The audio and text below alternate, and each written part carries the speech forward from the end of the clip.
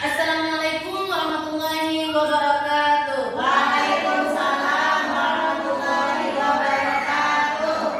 Baiklah teman-teman, pada hari ini kami bertiga CGP Angkatan 11, saya Lamia, Ustazah Nurhidayah, Ustazah Siti Nurhidayah Rukmana akan membacakan atau akan menyampaikan diseminasi budaya positif. Baiklah, marilah bersama-sama kita membuka untuk acara ini dengan membaca basmalah. Bismillahirrahmanirrahim. A'udzubillahi minasyaitonir rajim. Bismillahirrahmanirrahim. Assalamualaikum warahmatullahi wabarakatuh.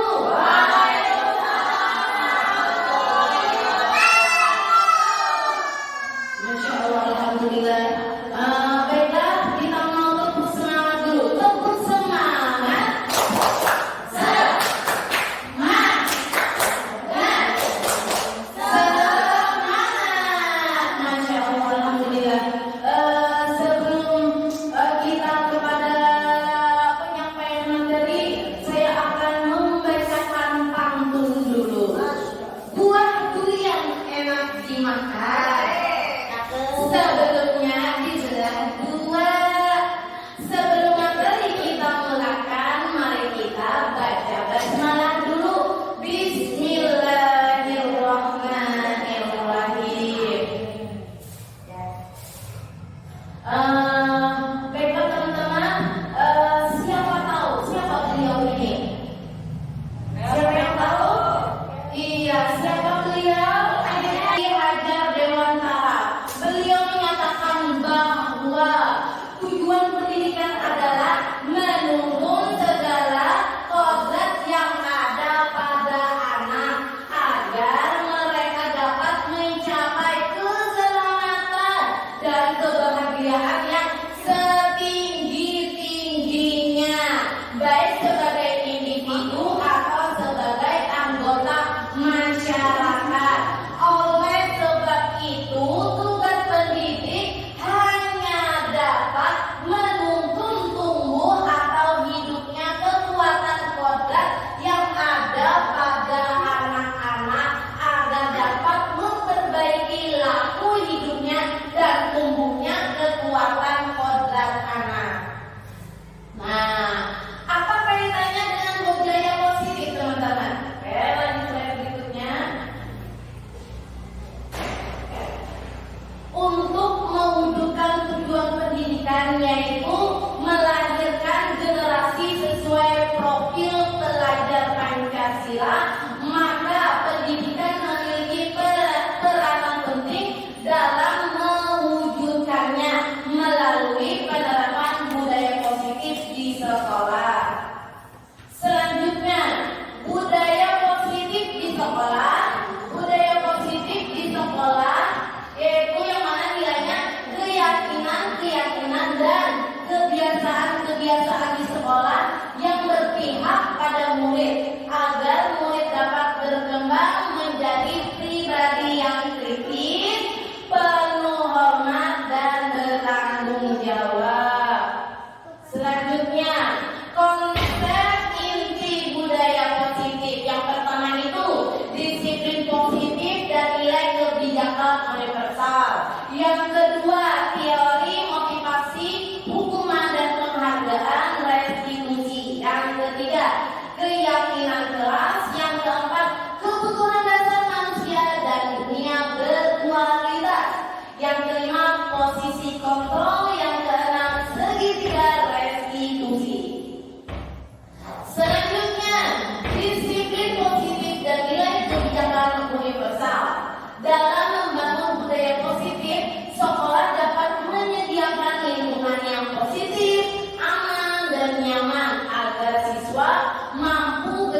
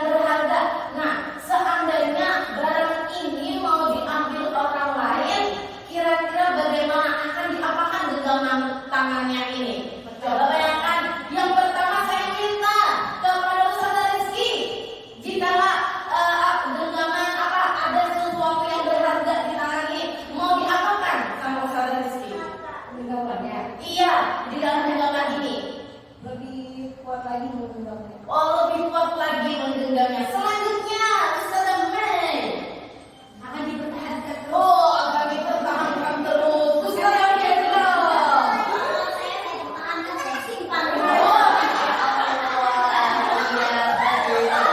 Nah, itu pada diri kita. Silahkan slide selanjutnya. Perubahan paradigma. Nah, kita simak di sini ada A dan B, Anda dan teman Anda. Sobeklah secari kertas kecil, tuliskan benda atau sesuatu yang sangat berharga untuk Anda. Letakkan di salah satu tangan Anda dan genggam benda sesuatu tersebut dengan segala daya. Buatlah sebuah kolam. Teman Anda akan mencoba dengan sebuah tenaga dengan berbagai cara untuk meminta Anda memberikan benda tersebut. B. Bisa membujuk, mengancam, menghardik, merayu, menyuap apa saja agar dapat membuka kepala tangan Anda. Apa yang terjadi? Nah, di sini teman-teman tadi sudah dipaparkan oleh Ustazah Rizky, Ustazah Mei dan Ustazah Enda. Sama di sini akan mempertahankannya. Dan yang si B, temannya di samping akan merayu, ayo lepas aja kita berbagi harta karunnya, atau dengan rayuan berbagai macam. Lanjut slide berikutnya. Nah, perubahan paradigma teori kontrol atau teori pilihan ilusi kontrol. Yang pertama, ilusi guru mengontrol murid. Yang kedua, ilusi bahwa kritik dan membuat orang merasa bersalah dapat menguatkan karakter. Selanjutnya, ilusi bahwa semua penguatan positif efektif dan bermanfaat. Yang ketiga, ilusi bahwa orang dewasa memiliki hak untuk memaksa. Nah, ini selanjutnya perubahan paradigma stimulus respon teori kontrol teori pilihan. Siapa sesungguhnya yang memiliki kontrol? Siapa? Stimulus respon. Kita mencoba mengubah orang agar berpandangan sama dengan kita. Teori kontrol atau pilihan, kita berusaha memahami pandangan orang lain tentang dunia. Selanjutnya, perilaku buruk dilihat sebagai suatu kesalahan. Teori kontrolnya, semua perilaku memiliki tujuan. Selanjutnya, orang lain bisa mengontrol saya, hanya Anda yang bisa mengontrol diri Anda. Selanjutnya, saya bisa mengontrol orang lain, Anda tidak bisa mengontrol orang lain. Selanjutnya, pemaksaan ada pada saat bujukan gagal. Nah, pemaksaan ada pada saat bujukan gagal. Teori kontrolnya kolaborasi dan konsensus menciptakan pilihan-pilihan baru. Selanjutnya, model berpikir menang atau kalah. Model berpikir menang atau menang-menang. Oke, selanjutnya. Apakah makna disiplin menurut Anda? Nah, dalam hal ini akan disampaikan oleh Ustazah Yanti. Waktu dan tempatnya dipersilakan. Oke, terima kasih banyak Ustazah kami. Tepuk tangan dulu buat Ustazah kita. Halo teman-teman. Semangat siang teman-teman yang dari suaranya. Lagi, halo teman-teman. Oke, tadi Ustazah Romian sudah menyampaikan tentang kita lanjut aja ya teman-teman ya. Di sini ada pertanyaan, apakah makna disiplin menurut Anda? Coba saya mau tahu dulu pendapat salah satu dari peserta yang ada di sini. Sebelum itu ada yang mau menyampaikan pendapatnya? Kira-kira disiplin menurut teman-teman itu apa? Ada yang mau menyampaikan? Boleh? Disiplin. Apa itu disiplin? Betul, bisa. Ada waktu. Apa lagi? Ada lagi? Ada lagi? Kira-kira apa saja disiplin menurut Ustazah Laki?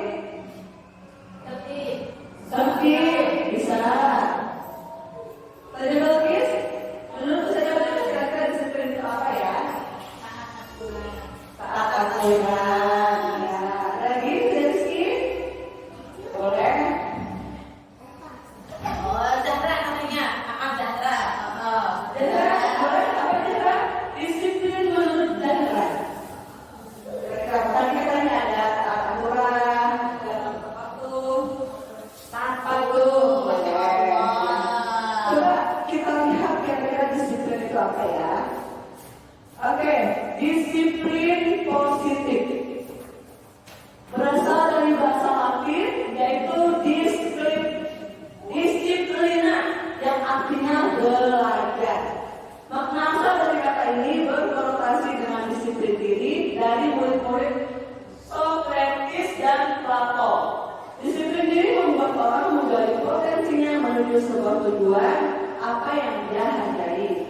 Namun dalam budaya kita, makna kata disiplin telah berubah menjadi sesuatu yang dilakukan seseorang pada orang lain untuk mendapatkan kepatuhan. Kecenderungan umum adalah menghubungkan kata disiplin dengan ketidaknyamanan, bukan dengan apa yang kita hargai atau pencapaian sesuatu tujuan mulia.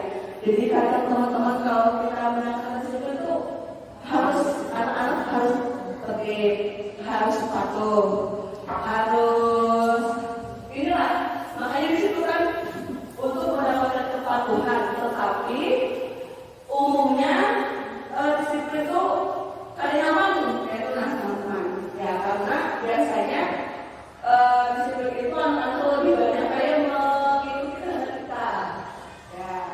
Lanjut ke sini ya. Nilai-nilai kebajikan universal. Nilai-nilai kebajikan adalah sifat-sifat positif manusia yang merupakan tujuan mulia yang ingin dicapai setiap individu. Nilai-nilai tersebut bersifat universal dan lintas bahasa, suku bangsa, agama maupun latar belakang. Setiap perilaku atau perbuatan memiliki suatu tujuan. Ini menurut Dr. William Glasser pada teori kontrol tahun 1984. Kemudian dengan mengaitkan nilai kebijakan yang diyakini seseorang, maka motivasi intrinsiknya akan terbangun sehingga menggerakkan motivasi dari dalam diri untuk dapat mencapai tujuan mulia yang diinginkan. Ini menurut kebijakan dosen tahun 1998. Kemudian nilai-nilai kebajikan yang ingin dicapai oleh setiap anak Indonesia kita kenal dengan profil belajar Pancasila sesuai dengan 6 dimensi kemarin teman-teman ya. Ada yang ingat? Tutup saja ya. Coba. Siapa yang ingat 6 dimensi profil belajar Pancasila? Siapa? Betul, bernalar kritis. Apa lagi? Ya, ada lagi. Masih ada yang lagi?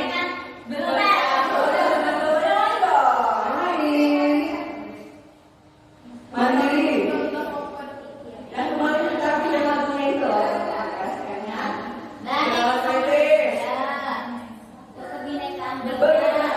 Global. Apa lagi ya?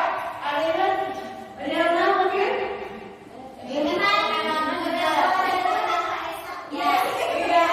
betul. Tiga lagi ya. Apa ya? Lagi, dua lagi. Boleh? Ya, ada apa yang kita mau lanjut. Teori motivasi perilaku manusia. Pertama, untuk hindari ketidaknyamanan atau hukuman, apa yang akan terjadi apabila saya tidak melakukannya itu masuk ke motivasi eksternal. Terus untuk mendapatkan imbalan dari orang lain atau institusi, apa yang akan saya dapatkan apabila saya melakukannya? Contohnya itu misal kalau anak-anak di kelas itu bersuara nyaring ketika berdoa atau tertib ketika berdoa karena misalnya mau dapat bintang atau mau dapat poin, mau dapat mood, itu termasuk di motivasi eksternal ya teman-teman. Kemudian untuk menghargai diri sendiri, saya akan menjadi orang yang seperti apa bila saya melakukannya. Contoh, anak mau bersuara nyaring, mau duduk tertib, mau menjalankan usaha, tapi itu dari dalam diri mereka sendiri, bukan karena reward atau dari ibarat. Itu termasuk di motivasi internal.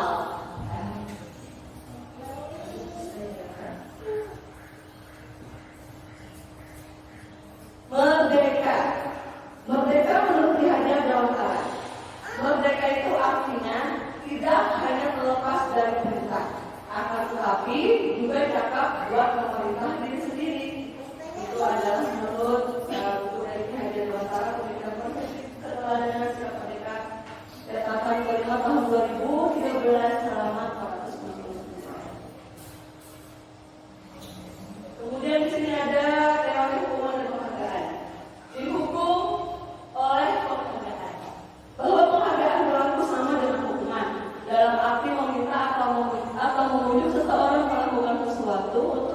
bagi suatu tujuan tertentu dari orang yang meminta atau duduk, dorongan eksternal dan akan ada faktor ketergantungan. Beberapa dampak dari pemberian penghargaan adalah sebagai berikut.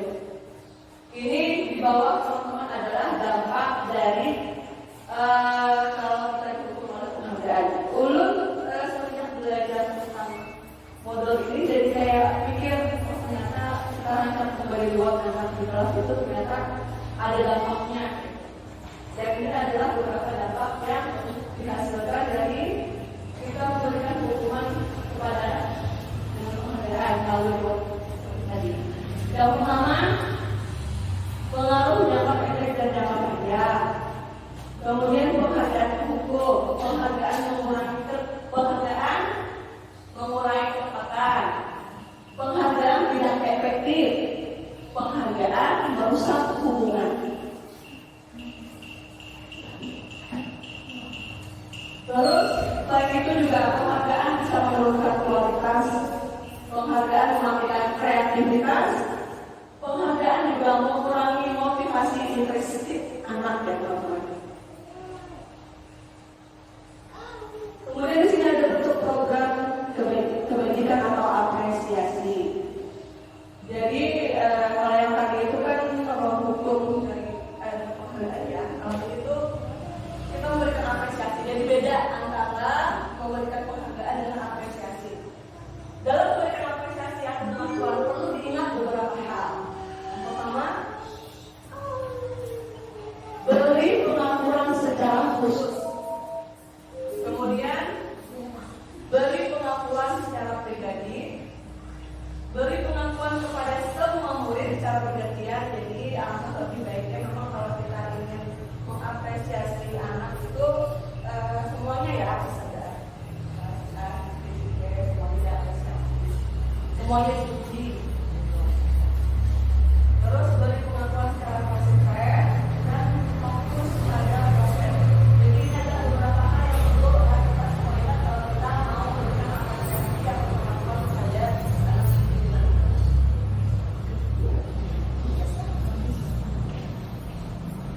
Ini adalah contoh pengakuan atau apresiasi berbagai macam. Itu ada kolom pembukaan, nilai pendidikan dan situasi. Kalau pembuka, kemarin saya tunjukkan. Terus nilai kebajikannya, rasa empatimu besar sekali. Situasinya pada saat menolong murid baru di kelas kita. Kemudian pembukanya saya menghargai nilai kebajikannya kepedulianmu. Situasinya pada saat kamu bantu teman-teman kita sekolah. Lalu terima kasih untuk nilai kebajikannya rasa tanggung jawabmu. Situasinya pada saat kamu mau cepat-cepat sama-sama dengan baik. Jadi pertanyaan pemantik tadi kan sudah teman-teman semuanya sudah baca yang saya jelaskan. Menurut Anda apa hukuman dan apakah hukuman dan konsekuensi itu sama? Berikan pendapat Anda. Hukuman dan konsekuensi, ada yang mau menyampaikan pendapatnya? Kira-kira hukuman dan konsekuensi itu sama ada Ustazah? Tidak. Coba yang mau jawab tidak angkat tangan. Jawab tidak. Tuh 2, 3, 4, 5. Berarti nggak kenal konsekuensi ya? Ya, semuanya sama berarti jawabannya. Konsekuensi dan hukuman itu sama. Beda. Jaka beda. Yang lain beda sama. Beda ya. Coba kalau beda. Yang sama dulu deh. Yang sama dulu coba Jaka. Jaka kan konsekuensi beda. Beda. Konsekuensi sama hukuman itu beda. Kalau hukuman apa?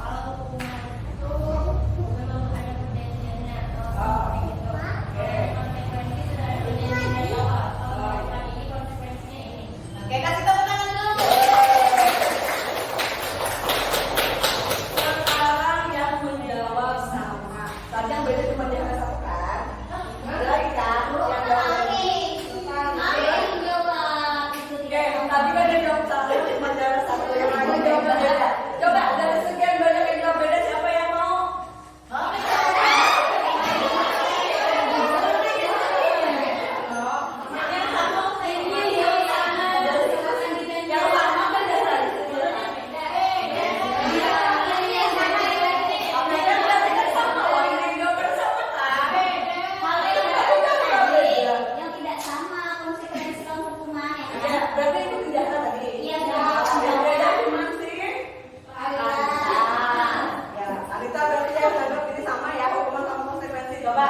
Mau dengar suara yang kan Kak? Kenapa?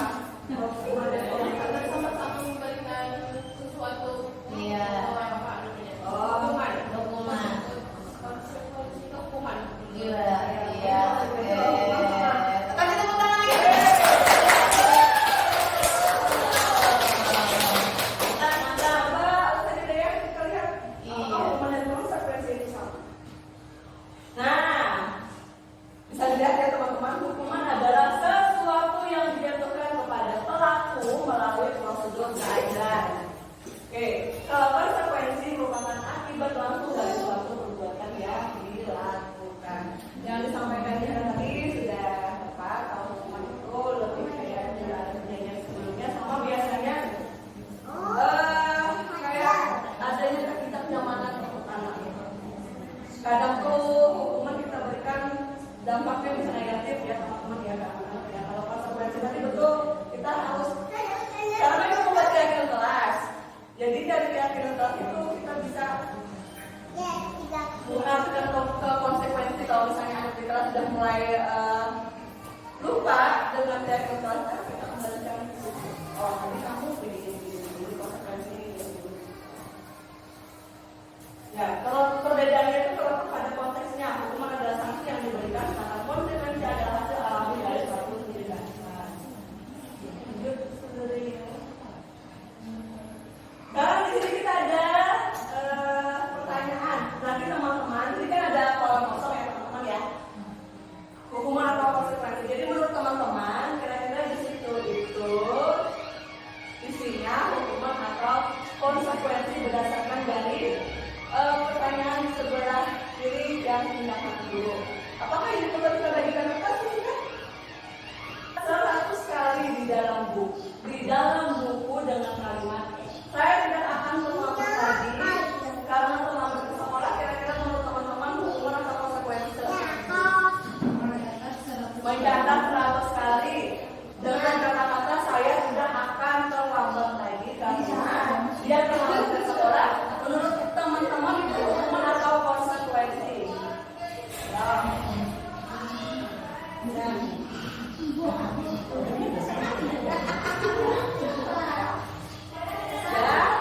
Nanti dulu ya, teman-teman kita jawab dulu sampai yang kemudian lanjutnya lari mengelilingi lapangan basket 2 kali karena terlambat hari di sekolah hukuman atau konsekuensi.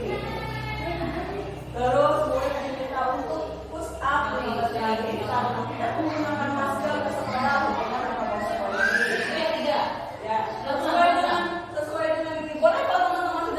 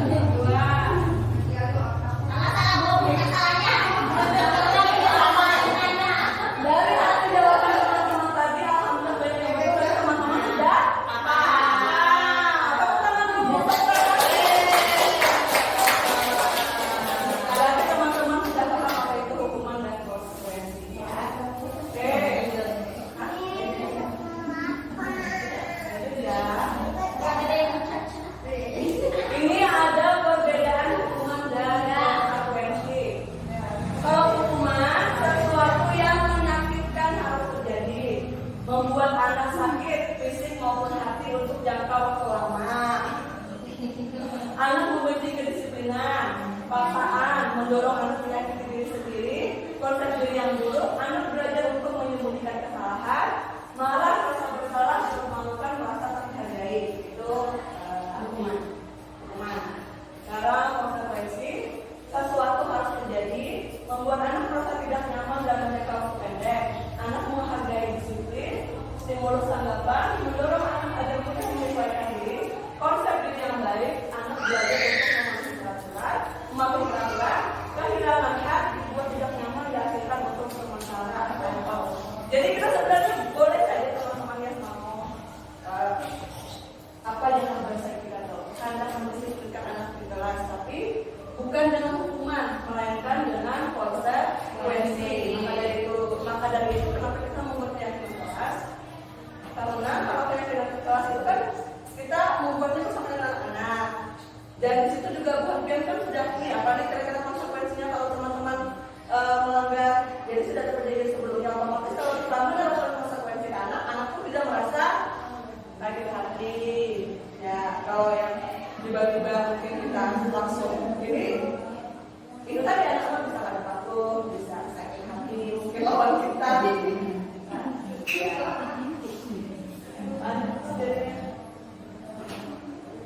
Sekarang kita masuk ke restitusi. Jadi selain hukuman, konsekuensi, penghargaan, ada juga yang namanya restitusi.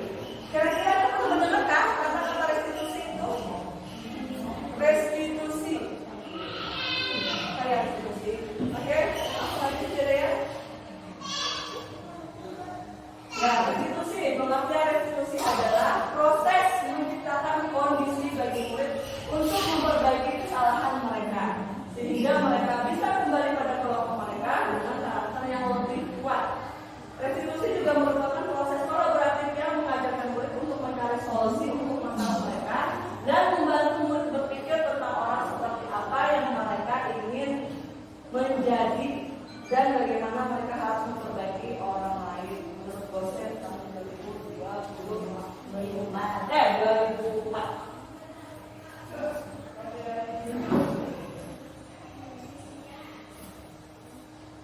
Intensitas gagal dan identitas ya Allah, identitas gagal dan identitas sukses. Jadi kalau kita menggunakan hukuman itu cenderung ini disiplin yang kita praktikas itu gagal ya.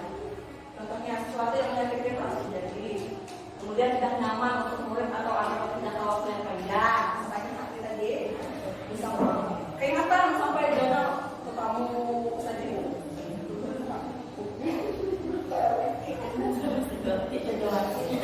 Korban mendapatkan keadilan, murid atau anak akan tersakiti, perilaku pasif agresif meningkat, sistem tidak akan berjalan bila murid tidak takut, berlaku hanya pada sebuah institusi, tidak berlanjut pada kehidupan nyata. Peraturannya adalah kamu harus ini, kamu harus itu. Terus identitas sukses, disiplin menurut identitas sukses. Konsekuensi, sesuatu harus terjadi, tidak nyaman untuk murid, tetapi dalam jangka waktu yang pendek. Korban bisa diabaikan, murid atau anak dibuat tidak nyaman. Penguatan hanya bertahan dalam jangka waktu pendek, memerlukan monitoring dan koordinasi yang harus dilakukan dari dulu. Membantu penerapan mengikuti peraturan dalam masyarakat. Apa peraturannya? Maukah cara peraturannya? Terima kasih. Jadi seperti yang tadi ya, kembali lagi ke yang itu kelas kalau tadi peraturannya teman-teman. Ya, membuka melakukannya dengan bahasa. Kemudian itu merupakan pilihan menguatkan untuk murid peraturan jangka waktu panjang. Korban mendapatkan janji, murid atau anak mendapatkan penguatan, masalah terpecahkan, belajar bertanggung jawab untuk selanjutnya, fokus pada pemecahan masalah dalam jangka waktu panjang. Apa yang kamu yakini, apa yang bisa kamu lakukan untuk memperbaiki masalah ini. Jadi diskusi itu lebih ada lagi masalah di bawah di bagian konsekuensi yang lebih baik lagi lah.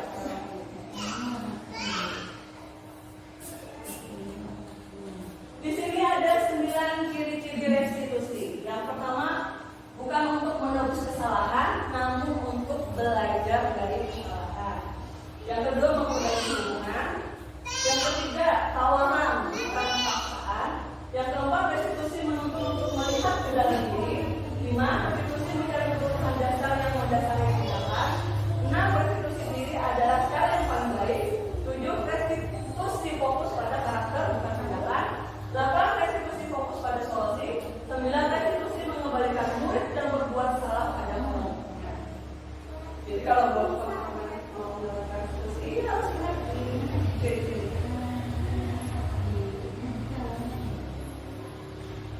Sekarang kita masuk ke keyakinan kelas. Siapa yang sudah membuat keyakinan kelas? Sudah semua?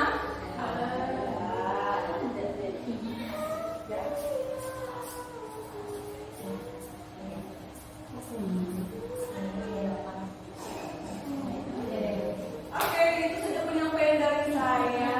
Terima kasih banyak pada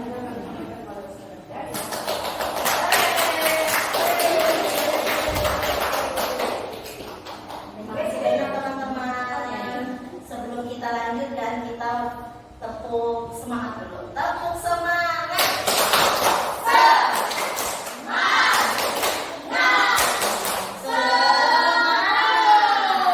Agar lebih semangat lagi mendengarkan dari kita calon CTP angkatan 11. Tadi sudah dipaparkan oleh Ibu Lamia, Ibu Yati, sekarang saya sendiri Ibu Daya ya teman-teman. Di sini kami akan memaparkan lagi sambungan dari diseminasi tentang budaya positif. Ini kelanjutan dari keyakinan kelas. Kata Ibu Yanti tadi, apakah teman-teman semua sudah membuat keyakinan kelas di kelasnya? Sudah. Alhamdulillah, terima kasih banyak. Di sini mengapa tidak peraturan saja? Mengapa kira-kira harus keyakinan kelas? Nah, di sini saya bacakan ya.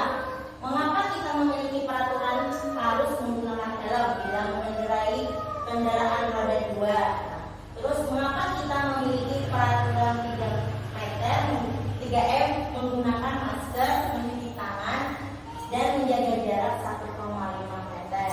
Terus mengapa kita memiliki peraturan harus datang tepat waktu pada saat mengikuti pelatihan? Untuk mendukung motivasi intrinsik, kembali ke nilai-nilai atau keyakinan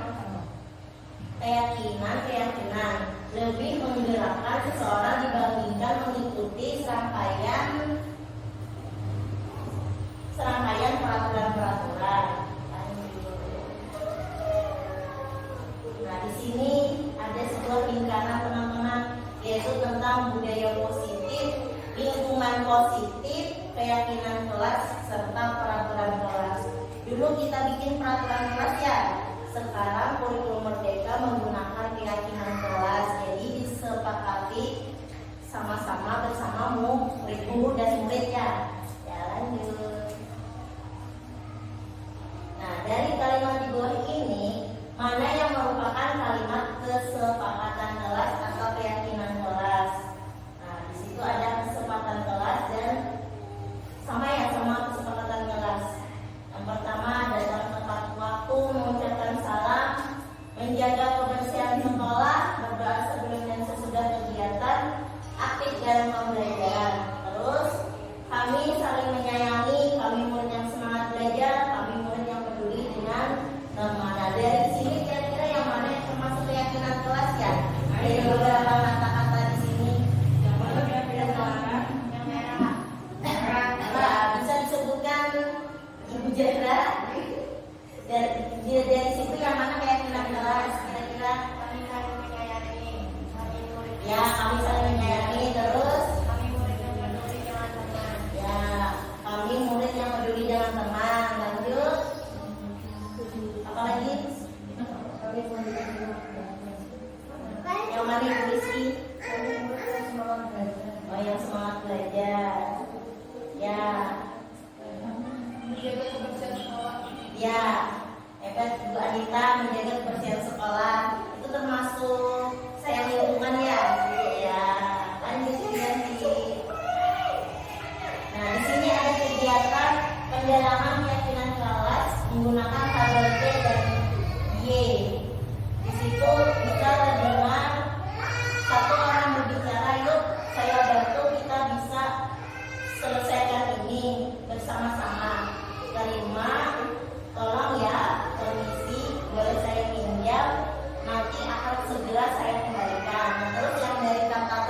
4, berempati terhadap perasaan orang lain, memegang barang milik orang lain hanya dengan lainnya, mendengarkan dengan sesama, senantiasa berbuat baik, berbagi.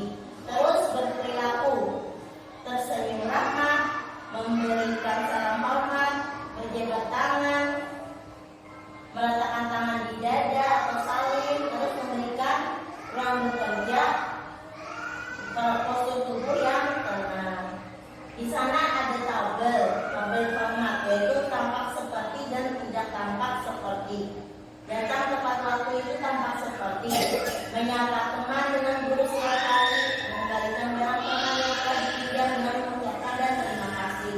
Terus yang tidak tampak seperti sering hadir terlambat, tidak acuh kepada teman dan guru, tidak mengembalikan barang yang telah dipinjam dan meletakkan sembarangan.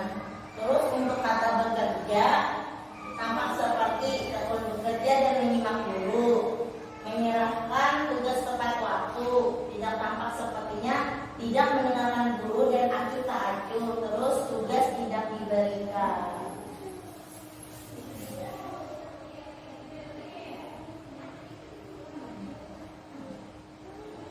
Di sini ada tabel peraturan dan keyakinan kelas. Peraturannya yaitu selalu kembalikan buku ke tempatnya, dilarang mengganggu orang lain, hadir di sekolah 15 menit sebelum pembelajaran dimulai, dilarang melakukan kekerasan, dilarang menggunakan narkoba, bergantian atau menunggu giliran, gunakan masker, jangan berlari di kelas atau koridor. Terus di sebelahnya ada keyakinan kelas, tanggung jawab, menghormati orang lain berkomitmen, keselamatan, menghormati orang lain, terus kesehatan, menghormati orang lain, bersabar, kesehatan, keselamatan dan keamanan. Ini perbedaan antara peraturan dan keyakinan kelas.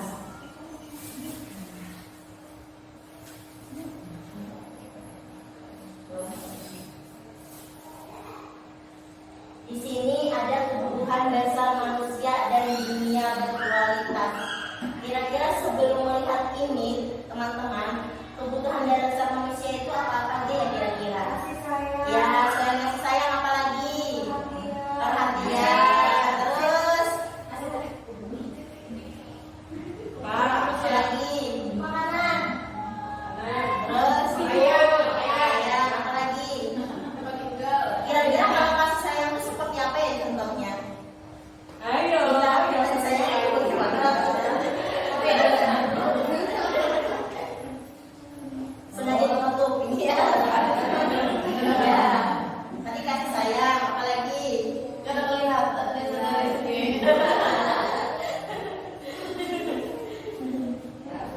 Kita baca ya. Ya. Ya, di sini kita bacakan.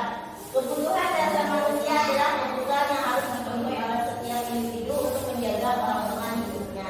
Nah, di situ ada 5. Pertama, kasih sayang dan rasa diterima, Oh, ngerti. kesenangan, penguasaan dan kebebasan. Terakhir. Oh, dan bertahan hidup. Ya, makan tadi bertahan hidup, makan dan hidup. Iya, iya, bertahan hidup.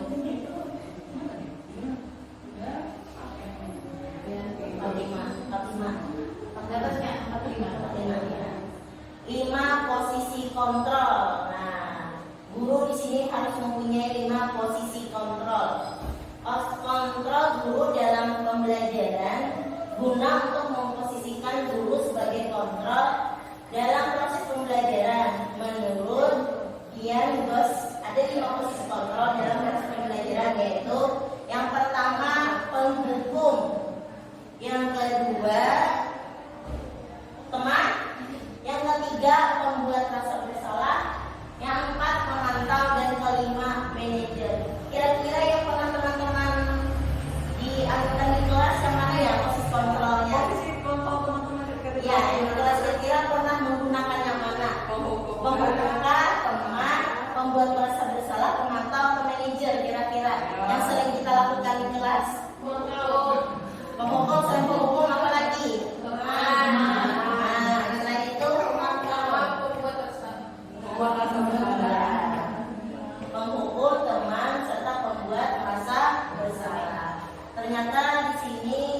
harusnya kita sebagai manajer. Ya, teman-teman tidak salah. Saya juga begitu di dalam kelas. Pertama kita sebagai teman kan sering mendengarkan anak-anak dulu. Ya, ternyata harus menggunakan manajer ya. Ya, lanjut. Ya. 5 posisi kontrol. Nah, di sini ada tabelnya dari motivasi, identitas gagal, identitas berhasil atau sukses, dan identitas sama berhasil atau sukses. Motivasi di sini guru berbuat, penghukumnya bisa cara menghakimi, membuat rasa bersalahnya berceramah. Sebagai temannya itu membuatkan alasan-alasan untuk muridnya, pemantau, menghitung dan mengukur, terus manajer mengajukan pertanyaan-pertanyaan. Untuk yang kedua, guru berkata, kalau kamu tidak melakukannya, awas ya, rasakan. Membuat rasa bersalah, kamu seharusnya, kamu sudah tahu, ibulah sekali mengatakannya ibu stres. Terus untuk teman, ayolah lakukan demi ibu, masa kamu tidak mau? Ingat, tidak ibu pernah bantu. Memantau apa peraturannya, manajer, apa yang kita yakini, apa yang bisa kau kerjakan untuk memperbaiki masalah ini. Nah, itu ada hasilnya. Kaitannya dengan dunia berkualitas, murid berkata dan lebih pada murid. Itu ada kata-katanya ya di identitas gagal, identitas berhasil atau sukses. Di sini ada pertanyaan-pertanyaan. Terus siapa yang mengatakan? Saya kecewa sekali dengan kamu. Terus yang mengatakannya membuat orang merasa bersalah. Terus pernyataan-pernyataan lagi. Kamu tidak pernah melakukannya. Siapa yang mengatakan itu penghukum. Ayolah lakukan demi ibu atau bapak. Siapa yang mengatakannya itu teman. Apakah kamu mau mendapatkan stiker bintang hari ini? Siapa yang mengatakan itu sebagai pemantau. Terus bagaimana kamu bisa menyelesaikan masalah ini? Siapa yang mengatakannya itu sebagai manajer. Kamu selalu yang paling terakhir. Nah, siapa yang mengatakannya itu penghukum. Nah, di sini ada lagi tentang penjelasan segitiga restitusi. Restitusi adalah proses menciptakan kondisi bagi murid untuk memperbaiki kesalahan mereka sehingga mereka bisa kembali pada kelompok mereka dengan karakter yang lebih kuat. Nah, di sini ada gambar segitiga restitusi. Di sini cara menyelesaikan masalahnya untuk di kelas teman-teman bisa tiga. Dari menanyakan keyakinan, validasi menstabilkan identitas, serta validasi kebutuhan. Nah, bisa kita selesaikan sekarang caranya dengan segitiga restitusi. Di sini nilai-nilai apa yang bisa kita sepakati. Kamu ingin menjadi orang seperti apa? Kamu bukan satu-satunya yang pernah melakukan ini. Setiap orang pasti pernah melakukan kesalahan. Nah, ini bisa dipertanyakan kepada murid-murid kita yang bersalah. Terus, adakah cara yang lebih efektif untuk mendapatkan apa yang kamu butuhkan? Terus, kamu tentu punya alasan mengapa melakukan itu. Nah, dari situ kita bisa tanyakan kepada anak-anak murid di kelas kita. Segitiga restitusi untuk membuat anak merasa gagal karena berbuat salah menjadi positif terhadap dirinya. Nah, di situ yaitu menstabilkan identitas. Guru berkata, berbuat salah itu hal yang manusiawi. Tidak ada manusia yang sempurna. Bapak atau ibu juga buat salah. Kita pasti bisa menyelesaikan permasalahan ini. Bapak ibu tidak tertarik untuk mencari tahu siapa yang benar, siapa yang salah. Bapak ibu lebih tertarik untuk menyelesaikan masalah. Kalau kamu menyalahkan dirimu sendiri terus-menerus, apakah kamu bisa bersikap baik pada dirimu sendiri?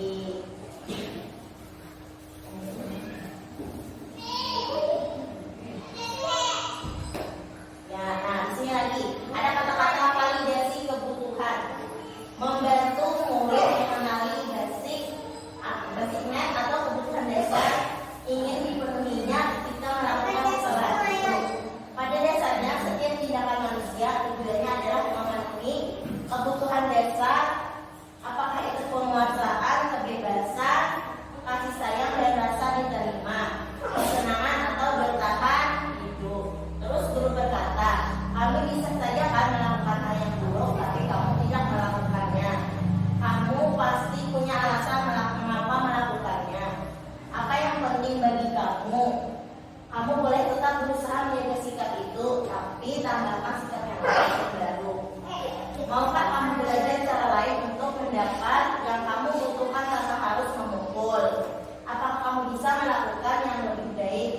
besok lagi.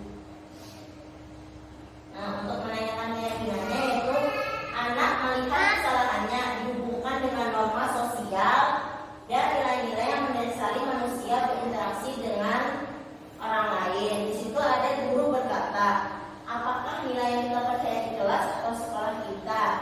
Nilai-nilai universal apa yang telah kita sepakati? Kelas yang ideal itu seperti apa sih? Kamu ingin jadi anak seperti apa? Apa yang kamu rasakan ketika kamu melakukan itu? Kamu menjadi orang seperti apa?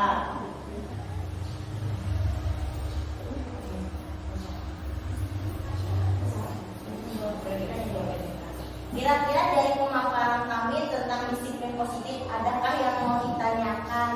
Atau ada yang belum mengerti? Boleh. Atau ada yang mau menanggapi? Ya, kalau mau menanggapi juga boleh. Di sini kami berusaha menjawabkan dari Ibu Lamia, Ibu Yanti, atau saya sendiri, Ibu Dayan. Nah, itu tadi teman-teman contoh restitusi yang dilakukan oleh kelas